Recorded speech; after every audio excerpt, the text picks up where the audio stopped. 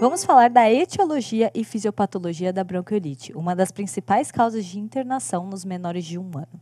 A bronquiolite é uma inflamação das pequenas vias aéreas, levando ao sinal clínico da sibilância, desencadeada por uma infecção viral, em lactentes abaixo de 2 anos de idade e sem antecedente de atopia. Alguns serviços consideram que a bronquiolite é apenas o primeiro episódio de sibilância viral em menores de 1 ano. Já outros serviços admitem a possibilidade de ocorrência de diversos episódios de bronquiolite nos primeiros 2 anos de vida. Então, a bronquiolite é mais comum nos menores de 1 ano. Cerca de 2 a 3% de todas as crianças abaixo de 1 ano vão ter pelo menos uma hospitalização por bronquiolite, sendo principalmente mais comum nos menores de 6 meses e no sexo masculino.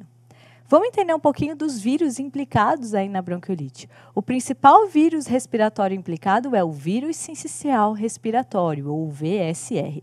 Mas também nós temos, por exemplo, o rinovírus, que está implicado na bronquiolite naqueles lactentes que têm predisposição à sibilância recorrente, ou até o adenovírus, que está associado a quadros mais graves de bronquiolite, que podem inclusive evoluir para bronquiolite obliterante. Mas todos os vírus respiratórios podem levar a bronquiolite, como para influenza, metapneumovírus. Co-infecções virais acontecem em cerca de 30% dos casos e, nesse quadro, em geral, ele é um pouco mais grave aí de bronquiolite. Vamos falar um pouquinho mais, então, sobre o vírus sincicial respiratório. Ele circula durante o outono e inverno, que costuma ser entre abril e agosto. Mas, como o Brasil não tem aí a sazonalidade tão delimitada em todo o seu território, em alguns lugares pode ser que ele circule aí em outros meses do ano também. Ele acontece, às vezes, em reinfecções. Por quê? Porque ele não gera imunidade duradoura. Então, uma mesma criança pode ter diversas vezes infecção por vírus sincicial respiratório. Cerca de 90% das crianças abaixo de 2 anos vão ser infectadas pelo menos uma vez pelo vírus sincicial respiratório e em 40% dos casos, nessa primeira infecção, eu vou ter uma clínica de via aérea inferior, ou seja, eu vou ter uma clínica de bronquiolite. Vamos entender um pouquinho sobre a transmissão desse vírus sincicial respiratório. A transmissão é principalmente por gotículas respiratórias, mas também por contato. Essa secreção respiratória infectada cai em mesas, por exemplo, e se mantém infectante aí por pelo menos umas 6 horas. Por isso, é importante a gente orientar sempre após o contato com o paciente a lavagem das mãos ou a passagem aí de álcool gel.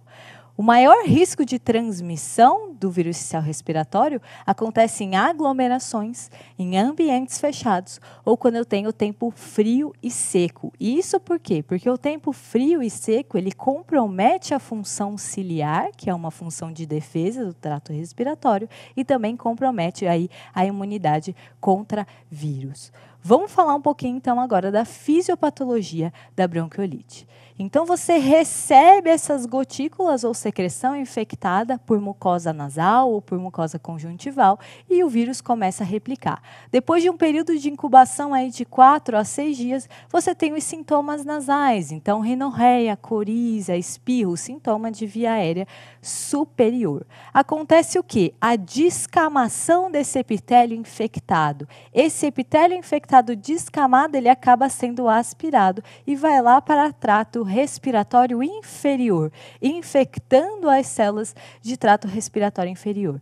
Lá nessas células, decorrente da replicação viral, eu vou ter necrose do epitélio de trato respiratório inferior, formação de muco em via aérea e edema. E tudo isso vai levar a um comprometimento da minha função ciliar do trato respiratório inferior e a obstrução da via aérea. Vamos ver uma imagem aqui. Então, nessa imagem, você consegue ver que eu tenho obstrução da via aérea por debris celulares e por muco. Por causa dessa obstrução, o ar consegue entrar na via aérea inferior, mas ele não consegue sair. Eu tenho um aprisionamento aéreo. Esse ar aprisionado pode ser até reabsorvido, gerando aí as atelectasias distais à obstrução. É essa obstrução da via aérea que leva à sibilância. Depois de 3 a 4 dias da resolução dos sintomas, é que o epitélio bronquiolar começa a se regenerar e volta ao normal.